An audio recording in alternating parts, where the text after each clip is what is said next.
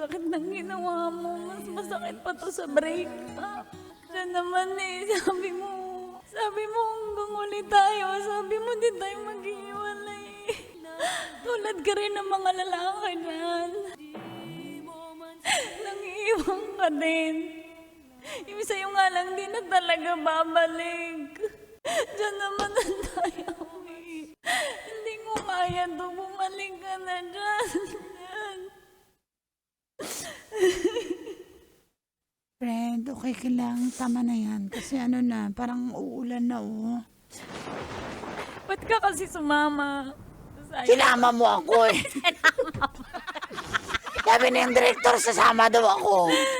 Friend, babalik pa ba yan si John? Well, alam mo namang nasa ilalim na siya, di ba? Uy, sa langit yan. Hindi yan sa ilalim. Sabi siya nalibing sa langit. Seryoso tayo dapat dito. Tama na. Tingin mo, okay na 3 ba siya? years na siyang wala. Alam ko, ulit-ulit. Kaya nga hindi ka pa rin ba naka-move on? Ba't hirap ko mag-move on? Wala na siya. Yung 2 months nga mahirap. Nagalaw. Mars, parang magtataksil ako. Nanonood yan sa akin sa langit eh.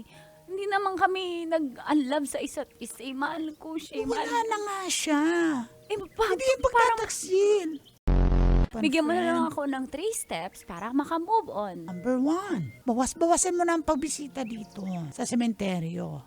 Number 2, bawas-bawasan mo na ang pagpunta mo sa sementeryo. Kasi palagi kang pumupunta dito. At number 3, sundin mo ang step 1 and 2. Mars, hindi ko kaya. Mahal ko si Jan.